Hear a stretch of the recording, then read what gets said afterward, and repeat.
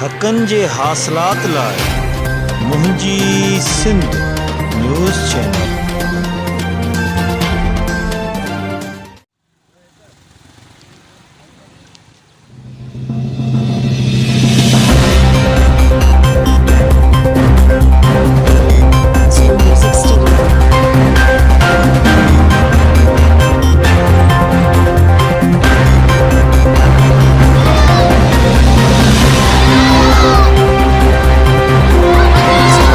नाज़रीन असां हींअर बीठा हूँ UC 12 में जो डिस्पोजल आहे अर्जी बूटो यानी प्राइमरी स्कूल जे भरिसां जो डिस्पोजल आहे उन में बीठा हूँ। डिस्पोजल जी कैमरामैन खे चवंदुमि थोड़ी हालत ॾेखारे ऐं हे मुंहिंजा पेर ॾेखारे।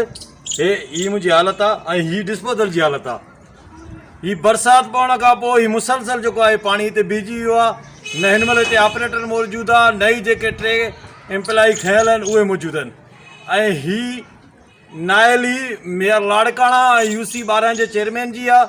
वधीक चो त तव्हांखे अॻिते जेको पाड़े जा हालात आहिनि उहे बि ॾेखारियूं था ऐं माण्हुनि जा तासुरात बि तव्हांखे ॿुधायूं था त माण्हू छा था चवनि जे बारे में ऐं माण्हुनि जा तासुरात छा आहिनि।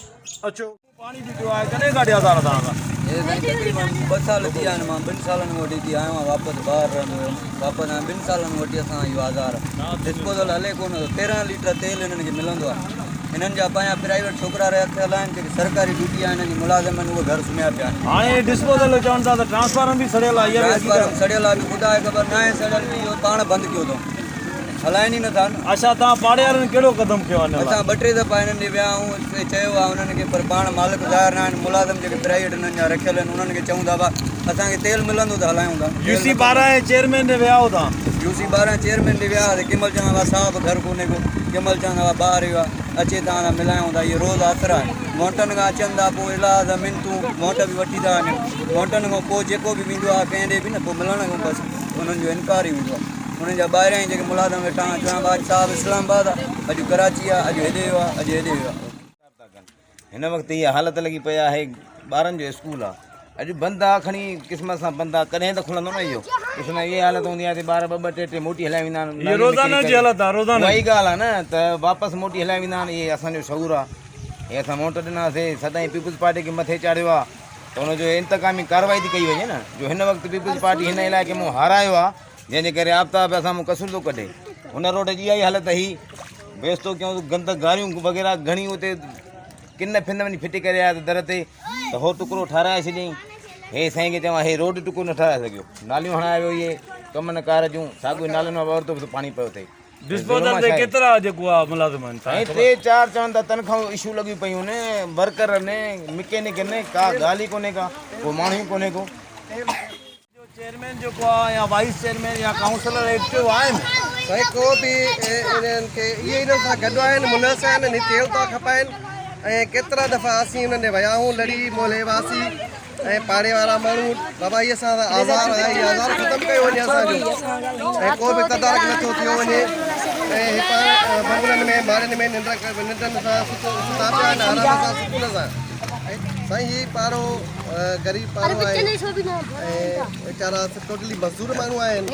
पंहिंजे कम कार सां वञनि था, जंहिं टाइम वांदा थी अचनि था, हिते बीहनि था, ॾिसनि था, वरी उहे करे हलियो था वञनि।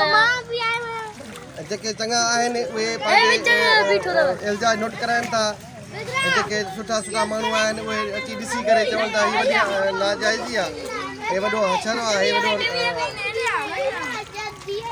साड़ियो वियो आहे। हिननि खे 18 लीटर तेल थो मिले, उहो बि हे रोज़ खपाइनि था। 3-4 मुलाज़िम आहिनि, उहे 3-4 मुलाज़िम बि हे गुम का ख़बर न आहे। अच्छा मुलाज़िमनि जी बि ख़बर न आहे त मुलाज़िम किथे आहिनि? न बिल्कुलु ख़बर न आहे। तव्हां कंहिं UC चेयरमैन ॾे विया हुया? बिल्कुलु असां हफ़्ता भुटो ॾे वियासीं, सॼो पाड़ो गॾु थी वियासीं, पर हू निकितो न।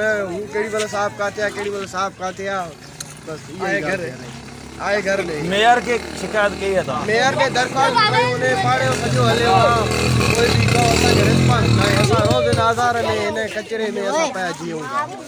गंदे पाणी सां भरे पियो ऐं गंदगी सां भरे पियो। दोस्तनि जो चवणु आहे त UC 12 जो चेयरमैन, काउंसलर ऐं वाइस चेयरमैन टोटली जेको नायल आहिनि ऐं मेयर बि नायल आहे। ऐं जेको हींअर हेल्थ डिपार्टमेंट खे ॾिनो अथऊं या बिल्डिंग वारनि खे जेके डिस्पोजल ॾिना अथऊं उहे बि नायल। हिननि खे रोज़ानो 13 लीटर 14 लीटर 18 लीटर जेको आहे तेल थो मिले, उहो बि खाई था वञनि। जॾहिं त डिस्पोजल ते घटि में घटि 3 मुलाज़िम आहिनि। इलाइक़े वासियुनि जो चवणु आहे त असांखे जेको अहिड़े डिस्पोज़ल मां जान छॾाई वञे असांजी हे रोज़ रोज़ गंदो पाणी बीठो आहे असांजा ॿार बचड़ा कीअं अचनि वञे ऐं साम्हूं स्कूल आहे शाहिद हुसैन अबड़ो MD सिंध मुंहिंजी सिंध न्यूज़ चैनल।